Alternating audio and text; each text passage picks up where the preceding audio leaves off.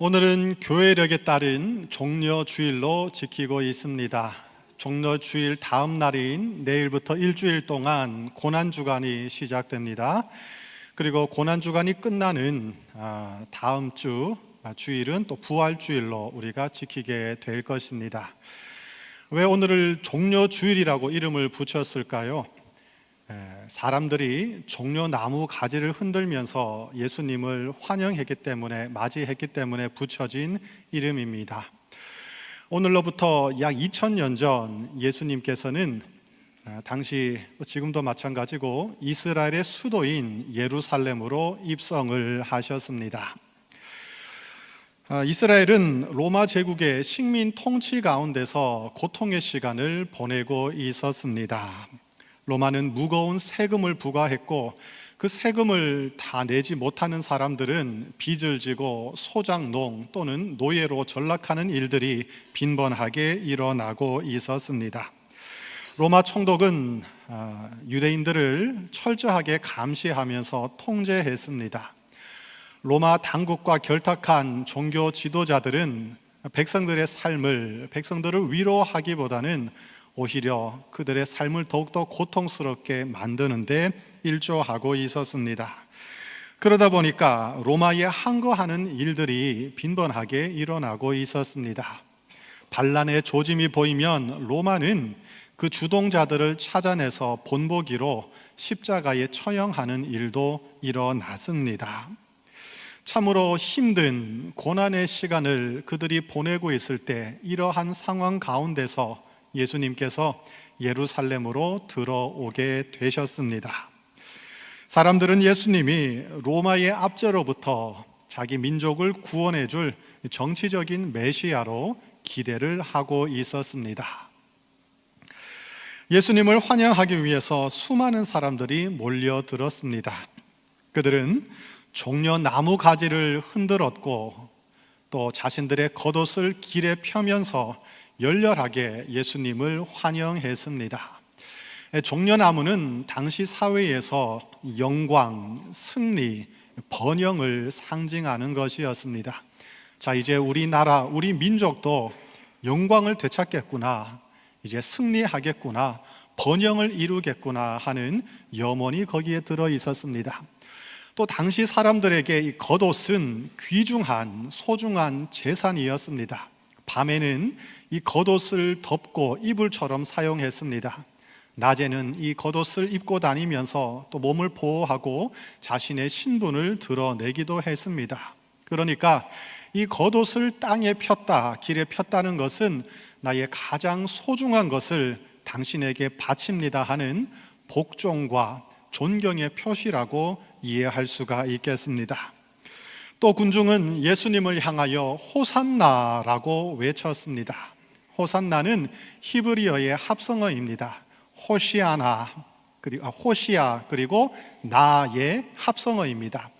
호시아라는 뜻은 구원하다 이런 뜻이 있거든요. 여호수아, 예수와 호시아 다 같은 뜻을 가지고 있습니다. 나는 지금이란 뜻입니다. 호시아 나, 호산나는 지금 구원하소서 이런 뜻을 가지고 있습니다. 사람들은 예수님을 향하여 호시아나, 호산나, 지금 구원하소서라고 간절하게 그 열망을 드러내고 있었습니다. 사람들은 열광했습니다. 예수님께서 오셨으니 당장이라도 엄청난 일이 일어날 것이라고 기대했습니다. 드디어 우리 민족도 자유를 찾게 되었구나, 이제부터 태평성대가 이루어지겠구나, 사람들은 기대했습니다. 그러나 그 기대는 완전히 빗나갔습니다. 불과 며칠 뒤에 그들은 예수를 십자가에 못 박아라 이렇게 소리치는 성난 군중으로 돌변하고 말았습니다. 그들이 예수님께 기대한 것은 정치적인 메시아였지만 예수님은 사람들의 죄를 용서하고 영혼을 구원하기 위해 오신 고난의 메시아였기 때문입니다. 로마 군인에 체포되어 고문을 당하고 십자가에 못 박혀 달려 죽어가는 그 예수를 참으로 무력하고 비참한 모습의 예수를 그들은 메시아로 도저히 인정할 수가 없었습니다.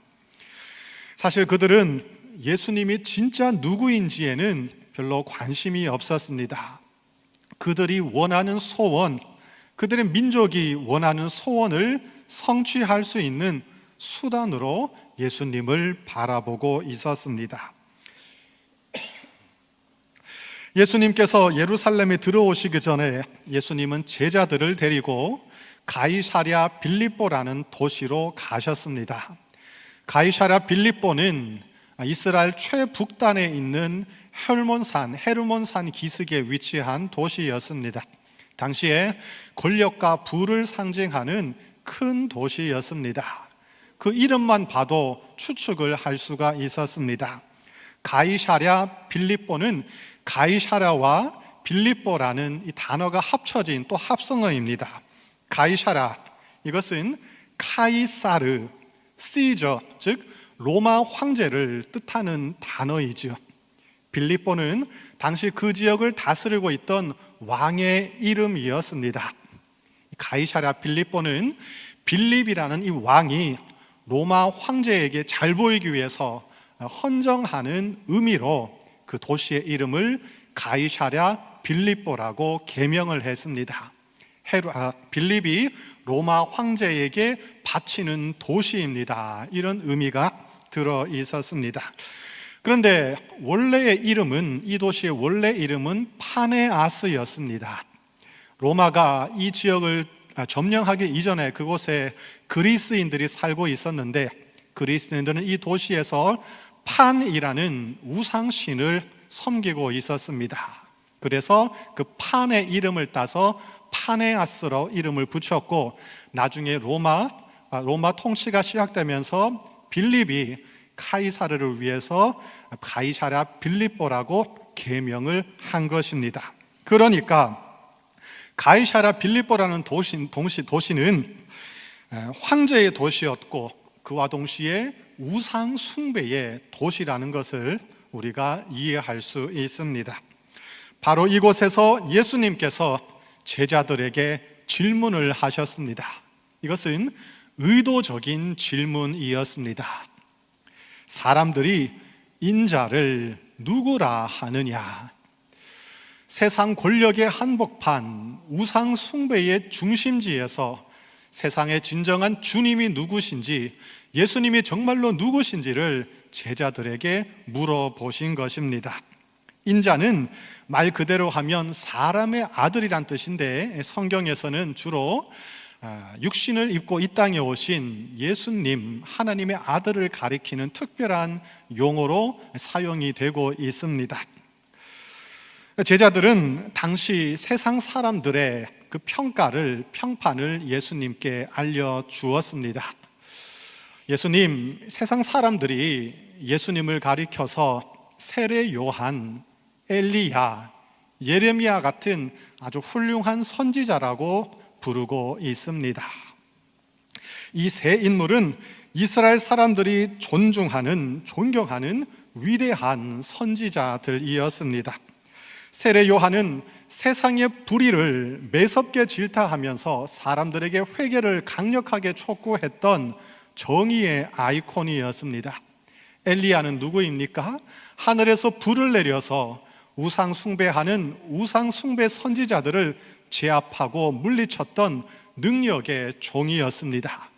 예레미야는 멸망으로 달려가던 자기 민족을 향하여 간절하게 부르짖으면서 돌아오라고, 돌이키라고 눈물로 호소했던 눈물의 선지자, 사랑의 선지자였습니다. 참으로 위대하고 훌륭한 선지자들이었습니다. 제자들은 지금 예수님께 좋은 평가를 골라서 이렇게 이야기를 하고 있습니다. 사실 이 외에도 다양한 평가들이 있었습니다. 예를 들면 마태복음 11장 19절에 보시면 당시 어떤 사람들은 예수님을 이렇게 지칭했습니다. 먹기를 탐하고 포도주를 즐기는 사람이요, 세리와 죄인의 친구로다. 예수님께서 사회로부터 버림받은 사람들, 약한 사람들, 낮은 사람들과 어울리면서 그들과 먹고 마시는 것을 즐기셨기 때문에 사람들이 보기에 예수님은 저 참 이상한 사람이다, 이렇게 평가를 하기도 했습니다. 그런데 제자들은 그런 얘기는 하지 않고 좋은 이야기, 이왕이면 예수님을 향하여 좋은 평가를 전해주고 있었던 것입니다. 오늘날도 마찬가지지 않겠습니까? 여러분, 저를 보시면 가끔씩 은혜 받았습니다, 목사님 설교 참 좋습니다, 힘내십시오, 너무 잘하고 계십니다, 가끔씩 이런 얘기를 하시는데 저도 알고 있지요, 다 그런 것은 아니다. 여러분, 저를 볼 때 좋은 말만 하지 않겠습니까?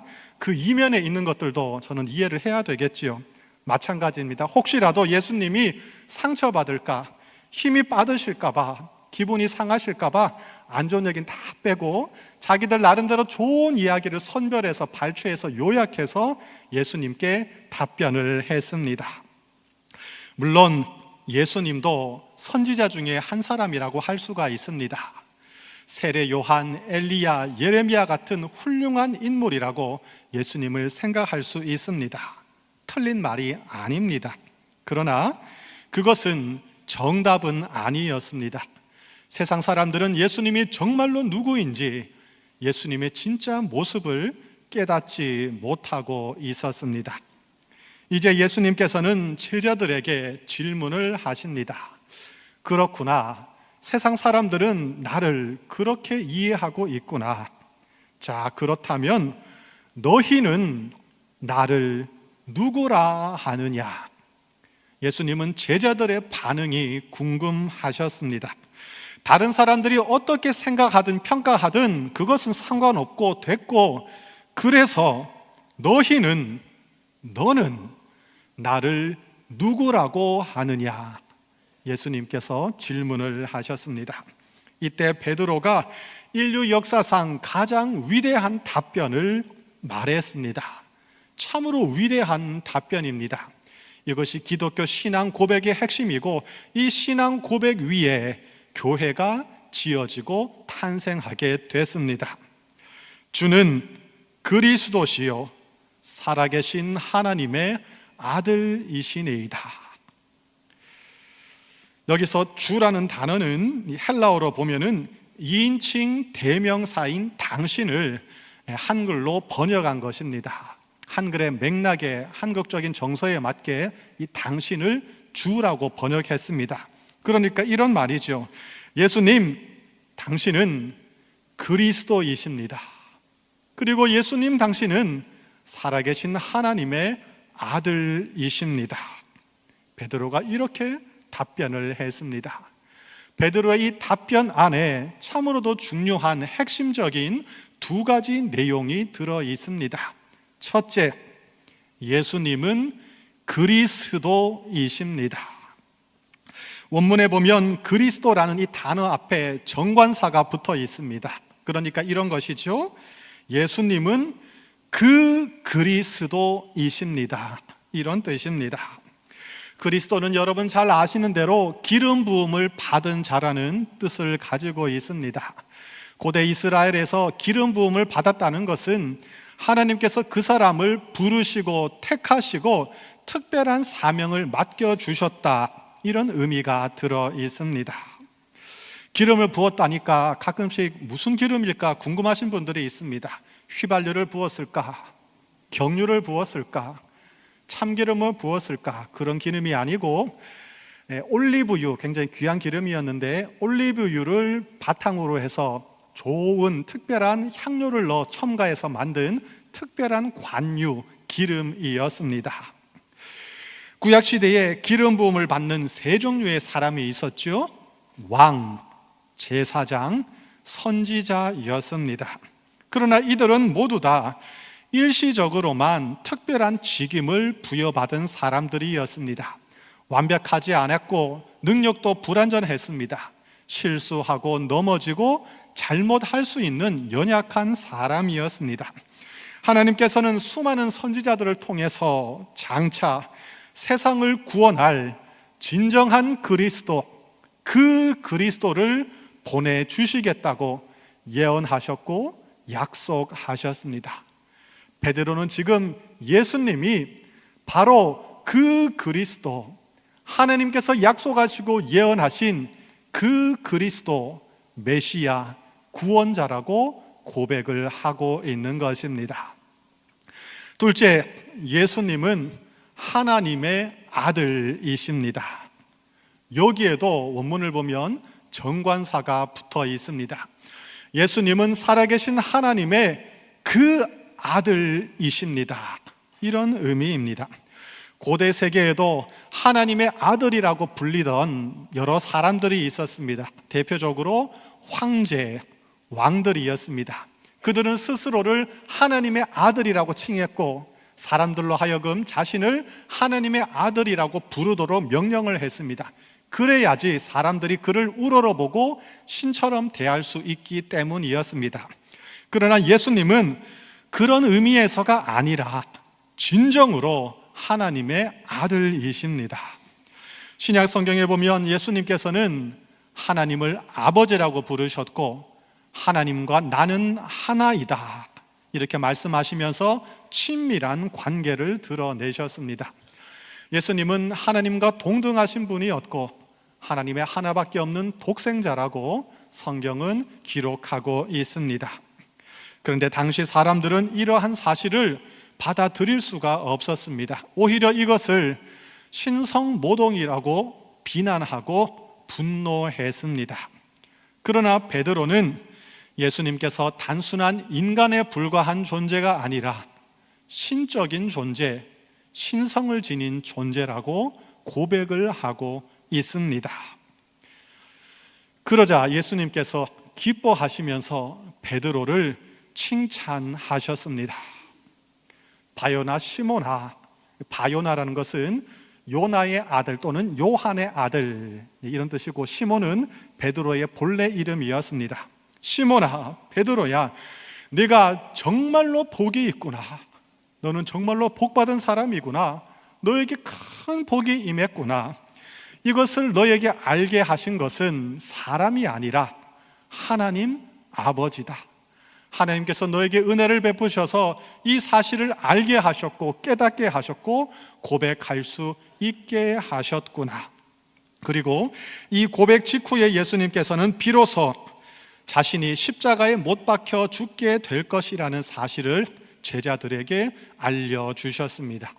그전에는 말을 해도 알지 못할 것이기 때문에 말하지 않고 있다가 이제 이러한 고백을 한 다음에 제자들에게 자신의 정체를 분명하게 알려주셨습니다. 오늘 이렇게 우리가 살펴볼 수 있는 것처럼 군중의 기대와 예수님의 진짜 모습 사이에는 커다란 간극이 있었습니다. 사람들은 정치적인 메시아를 원했습니다. 바꾸어 말하면 경제적인 구원자, 강력한 힘을 가진 전쟁 영웅, 자신들의 삶을 편안하고 안락하게 만들어줄 능력 있는 지도자를 그들은 원하고 있었습니다. 그러나 예수님은 인간의 죄를 용서하시고 인간의 영혼을 구원하시는 구원자로 이 땅에 오셨습니다. 그것도 십자가에 못 박히는 고통과 희생과 헌신을 통해서 그 구원을 이루고자 하셨습니다. 예수님의 모습은 사람들의 기대와는 달랐습니다. 달라도 너무나도 달랐습니다. 오늘 우리에게도 예수님께서 동일하게 질문을 하십니다. 너희는 나를 누구라 하느냐? 세상 사람들이 뭐라 하든 말든 그것은 모르겠고 됐고 상관없고 그래서 너는 나를 누구라 하느냐? 예수님이 물으십니다. 여러분은 예수님을 정말로 누구라고 생각하고 계십니까? 여러분 예수님께 어떤 기대를 가지고 어떤 목적을 가지고 바람을 가지고 여기에 나와 계십니까? 혹시 어쩌면 우리들도 예수님을 오해하고 있는 것은 아닐까요? 세상 사람들은 예수님에 대한 다양한 관점들을 가지고 있습니다. 일단 예수라는 말만 들어도 화내고 짜증나고 싫어하는 사람들이 있습니다. 그런데 그렇지 않은 사람들도 많습니다. 예수님을 긍정적으로 평가하고 참 좋은 분이라고 생각하는 사람들도 세상에는 많습니다. 예수라는 인물은, 그분은 위대한 종교 창시자다, 뛰어난 훌륭한 철학자고 사상가다, 탁월한 도덕 교사다, 훌륭한 선생님이다, 정치가이고 혁명가다, 불의에 항거하다가 형장의 이슬로 사라진 정의의 화신이다, 진정한 휴머니스트다. 물론 다 맞는 말입니다. 일리가 있습니다. 틀린 말은 아닙니다. 그러나 진짜 예수님이 누구인지 이런 말들로는 설명할 수가 없습니다. 진정한 답변은 아닙니다. 오늘 본문에 나오는 것처럼 예수님은 그리스도이시고 살아계신 하나님의 아들이십니다. 이것을 좀 더 알기 쉽게 바꾸면 이렇게 한번 설명할 수 있겠습니다. 예수님은 우리를 진정으로 살려주는 분이십니다. 예수님은 우리의 죄와 허물을 용서해 주시는 분이십니다. 예수님은 우리의 과거와 현재와 미래를 생명으로 바꾸어 주시는 분이십니다. 그래서 예수 안에 있으면, 예수를 믿으면 우리는 진리에 거하게 될 것이고 죽음을 넘어서는 영원한 생명을 누리게 될 것입니다. 어제 오후에 도서장학부 맞나요? 네, 거기서 주최한 도서 나눔이 아니고 그 세미나 행사가 있었습니다. 윤은서 목사님께서 발제를 해주셨는데 제가 후반부에 참석을 해보니까 이 C.S. 루이스의 순전한 기독교를 가지고 나눔을 하고 있었습니다. 그 중에 이런 내용이 있었습니다. C.S. 루이스는 이렇게 설명합니다. 예수님은 단순히 우리를 도덕적으로, 윤리적으로 더 나은 사람이 되기 위해 오신 것이 아니다. 예수를 믿는다는 것은 완전히 차원이 다른 존재로 변화되는 것이다. 영원한 생명을 누리고 영원한 생명에 참여하는 사람으로 만들어주기 위해서 예수님이 이 땅에 오셨다. 이런 이야기를 했습니다. 우리는 그런 예수님을 믿고 있습니다. 예수님께서 그렇게 하실 수 있는 이유는 예수님이 바로 하나님의 아들이시고 하나님 자신이기 때문에 가능한 일입니다. 여러분, 이 사실을 믿고 계십니까? 이것이 믿어지십니까? 만약 그렇다면 그것은 하나님이 주시는 은혜입니다. 내가 믿고 싶다고 억지로 믿으려고 한다고 믿어지는 것은 아닙니다. 하나님께서 은혜를 베푸셔서 예수님을 그리스도로, 하나님의 아들로 믿게 하신 것입니다. 믿어지는 것입니다. 여러분의 인생에서 가장 중요한 질문은 무엇입니까? 아마도 수없이 많은 질문을 가지고 우리는 인생을 살아가고 있습니다. 저에게도 수많은 질문들이 있습니다. 지금 당장이라도 쓰라 하면 수백 가지 질문을 쓸 수가 있을 것 같습니다. 그런데 그런 다른 많은 질문들 중에서 하나만 택해야 된다면, 가장 중요한 근본적인 하나의 질문을 택하라면 여러분은 어떤 질문을 가지고 계십니까? 아주 오래전의 일입니다. 대학교 후배를 제가 만난 적이 있습니다. 참 신실하고 똑똑하고 착한 후배였습니다. 제가 목사가 된 것을 알고 그 후배가 저에게 이런 질문을 했습니다.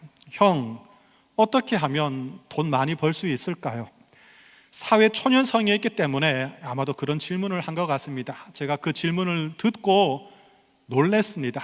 첫 번째는 정말로 신실하고 착한 친구인데 그에게도 역시 돈이 중요하구나, 돈이 관심사이구나. 우리도 마찬가지입니다. 돈 너무나도 중요하죠. 돈이 없으면 우리는 인생을 제대로 살 수 없을 것입니다. 그렇다고 해도 돈이 가장 중요한 질문은 아닐 것입니다. 제가 놀랬던 두 번째 이유는 목사에게 왜 이런 질문을 할까? 그게 참 신기했습니다. 목사가 무슨 돈 버는 방법을 알겠습니까? 여러분, 돈을 벌고 싶으면, 돈 버는 방법 배우고 싶으면 교회 나오면 안 되지요. 물론 하나님께서 필요하시면 돈도 주실 것이고 물질적인 풍요도 허락해 주실 것입니다. 그러나 목사는, 교회는 돈 버는 방법을 가르치는 사람, 그런 장소가 아닙니다. 그렇다면 여러분에게 가장 중요한 질문은 무엇입니까? 저에게 그 질문을 던지신다면 저는 이렇게 답변을 할 것입니다. 저에게 가장 중요한 질문은 예수님은 누구인가 하는 질문입니다. 진짜입니다. 이것 때문에 항상 고민이고 이것 때문에 기도하고 있습니다. 만약 예수님이 그리스도, 즉 구원자가 아니라면, 살아계신 하나님의 아들이 아니라면 제가 지금까지 했던 그 모든 일들은 물거품이 되고 말 것입니다. 예수님이 정말로 구원자가 아니고 그리스도가 아니라면 열심히 인생을 살아가겠지만 굳이 이렇게 살 필요는 없지 않겠습니까? 다른 모습으로 열심히 살면 되고 다른 모습으로 행복을 즐기면 되는 것이 아니겠습니까? 여러분도 마찬가지라고 저는 생각을 하고 있습니다. 이 중에는 예수님 때문에 한평생 수고와 섬김과 희생의 삶을 살아오신 분들이 많습니다. 힘들고 지치고 낙심될 때에도, 내려놓고 싶을 때에도 예수님 때문에, 예수님 생각하면서 여기까지 왔습니다. 그런데 예수님이 정말로 그리스도가 아니고 살아계신 하나님의 그 아들이 아니라면 그저 한 인물, 위대한 한 역사적 인물에 불과하다면 여러분의 그 인생은 누가 보상해 줄 수 있겠습니까? 만약 예수님이 그리스도가 아니고 하나님의 아들이 아니라면 세상에서 우리는 가장 불쌍한 사람들이 되고 말 것입니다.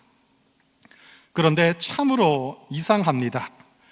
예수님을 만난 적도 없고 예수님을 본 적도 없습니다. 사람의 음성처럼 예수님의 목소리를 들은 적도 없습니다. 그런데 저와 여러분은 예수님을 믿고 있습니다. 완벽하지 않지만 예수님을 사랑하고 있습니다. 때로는 의심하고 회의적이고 이런저런 생각이 들 때도 있지만 계속해서 예수님을 따라가고 있고 예수님께 우리의 인생을 걸고 있습니다. 이거 어떻게 이렇게 된 걸까요? 오늘 말씀에 나오는 것처럼 그것은 여러분이 정말로 복 있는 사람이기 때문입니다. 여러분이 복을 받았기 때문에 이렇게 살고 있는 것입니다. 하늘 아버지께서 여러분에게 예수님이 누군지를 알게 하시고 깨닫게 하시고 은혜를 베풀어 주셨기 때문에 여러분 지금 이 길을 걸어가고 있습니다. 지금도 예수님께서 우리와 함께 하시면서 우리 손을 꼭 붙잡아 주시고 우리 발걸음을 인도해 주시면서 생명의 길, 구원의 길로 인도하고 계시는 줄 믿습니다. 여러분 스스로에게 다시 한번 질문을 던져보십시오. 예수님을 믿습니까? 예수님께서 여러분을 구원할 그리스도, 살아계신 하나님의 아들이라고 믿고 있습니까? 정말로 그렇다면 흔들리지 마시고 끝까지 믿음의 길을 걸어가시기를 축복합니다. 이왕 이 믿음의 길에 들어섰다면 뒤돌아보지 마십시오. 여기저기 기웃기웃하지 마시고 주변 바라보지 마십시오. 예수님과 함께 끝까지 믿음의 길을 걸어가는 것입니다. 결혼한 분들 한번 생각해 보십시오. 내 남편, 내 아내 여기 있는데 자꾸 또 뭐 없나 하고 두리번 거리면 참 시간 아깝고 어리석은 인생이지 않습니까?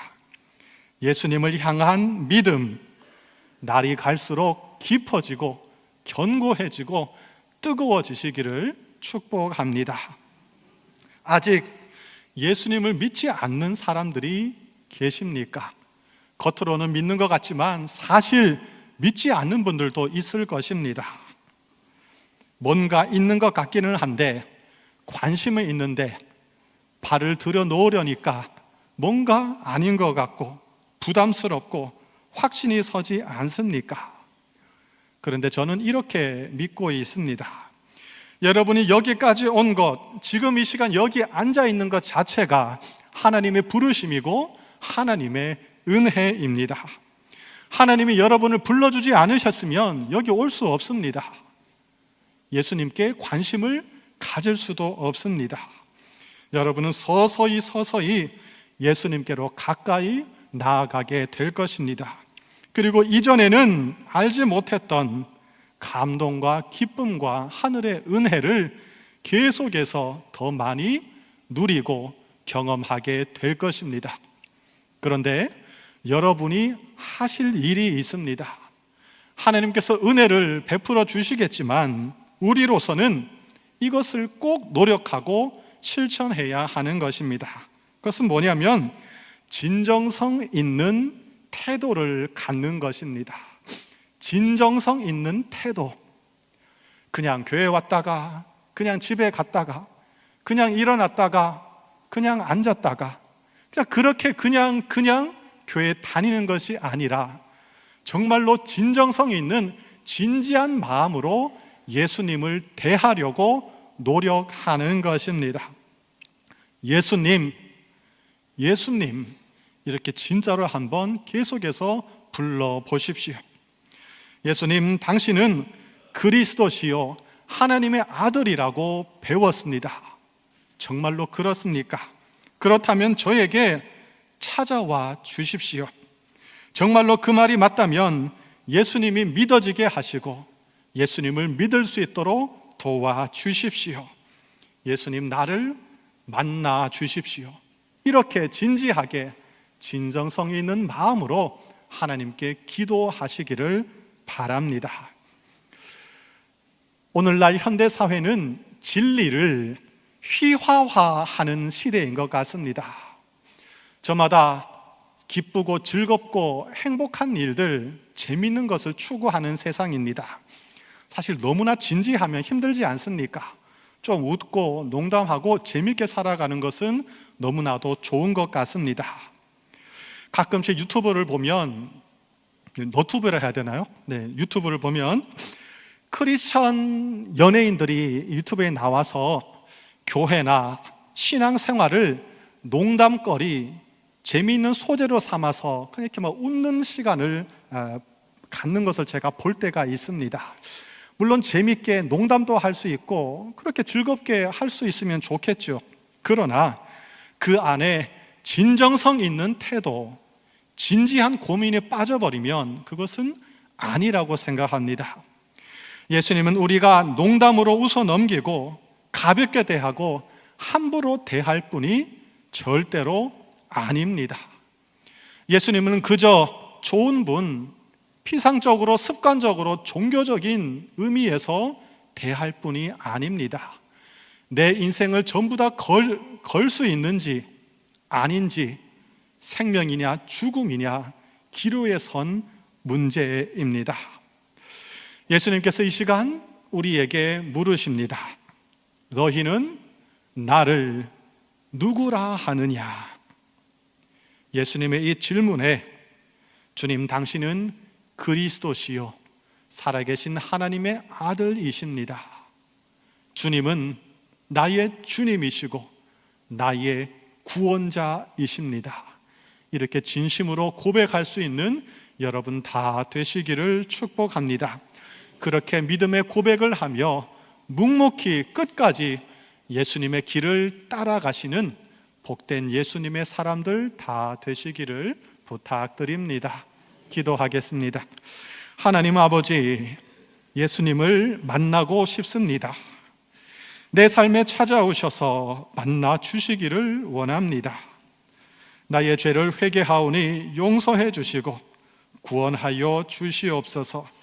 주는 그리스도시요 살아계신 하나님의 아들이십니다 고백했던 베드로의 그 고백이 나의 고백 되도록 도와주시옵소서. 예수님을 그리스도로 믿고 나의 주님으로 고백합니다. 이제부터 영원까지 진리와 생명 안에 머물도록 도와주시옵소서. 예수님의 이름으로 기도드립니다. 아멘.